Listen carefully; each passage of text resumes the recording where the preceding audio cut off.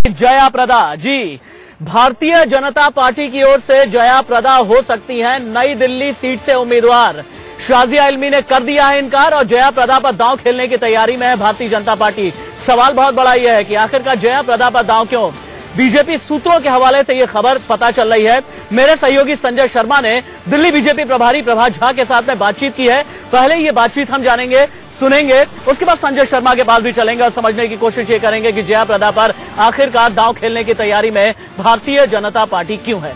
पहले आप प्रभात झा को सुनिए। दिल्ली विधानसभा चुनावों के लिए भाजपा प्रत्याशियों की खोजबीन का काम चालू हो गया है। दिल्ली प्रदेश चुनाव समिति की आज बैठक होने वाली है। हमारे साथ बातचीत के लिए मौजूद हैं दिल्ली भाजपा के प्रभारी प्रभात झा जी। प्रभात जी, आज दिल्ली प्रदेश चुनाव समिति की बैठक है, उम्मीदवारों का चयन करेंगे आप लोग, किन बातों का ध्यान रखेंगे, क्या मापदंड अपना है, कोई क्राइटेरिया फिक्स किया आप लोगों ने?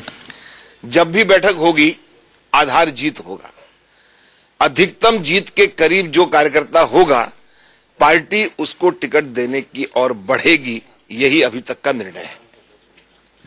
लेकिन प्रभात जी, क्या जैसे पिछली बार 32 आपके विधायक जीते थे, क्या सिटिंग गेटिंग वाला फार्मूला चलेगा? अभी फार्मूला कुछ भी नहीं है।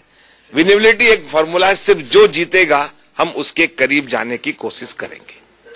अरविंद केजरीवाल बार बार बढ़ चढ़ के कह रहे हैं कि भाजपा के पास कोई उम्मीदवार ही नहीं है नई दिल्ली सीट से उतारने के लिए, बाहर से आयातित उम्मीदवार की खोज कर रही बीजेपी। अरविंद के पास इससे अधिक कहने को और क्या है?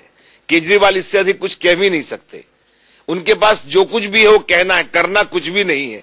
इसलिए हमको करना है, हमको सरकार बनाना है, न हमको विपक्ष में। आप देख रहे हैं कि हम 2013 में भी नंबर 1 थे और आज तो अनुकूलता जनता तैयार है पूरी तरह से कि नरेंद्र मोदी जी के साथ कैसे चले। लेकिन क्या नई दिल्ली सीट से वॉकओवर की स्थिति में रहेंगे अरविंद केजरीवाल? कोई बड़ा नेता उतरेगा चुनाव में? कांग्रेस ने भी अच्छा उम्मीदवार दिया है, हमारी भी कोशिश होगी। वॉकओवर नहीं है, 2 लोग हमारे टारगेट पे बहुत जबरदस्त हैं, अरविंद केजरीवाल जी का जाना और मनीष सिसोदिया का हारना, ये दोनों तय है, ये मान के चलिए। क्या मुद्दे होंगे जिन पर बीजेपी चुनाव में उतरेगी? दिल्ली का विकास, दिल्ली का भविष्य। दिल्ली भारत की राजधानी है और इसको भारत की आंखों से नहीं देखा गया। नरेंद्र मोदी जब कहते हैं कि हम अमेरिका, तो अमेरिका की राजधानी कहां है?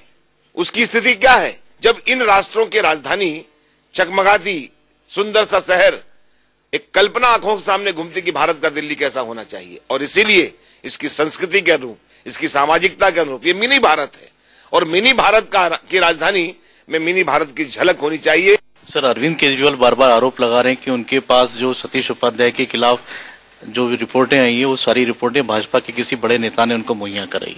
कैसे देखते हैं आप इस आरोप को? ये कहने में क्या लगता है? कहा कि अगर तुम्हारा सच है तो मैं छोड़ दूंगा, नहीं तुम झूठ हो तो छोड़ो, और झूठे हो।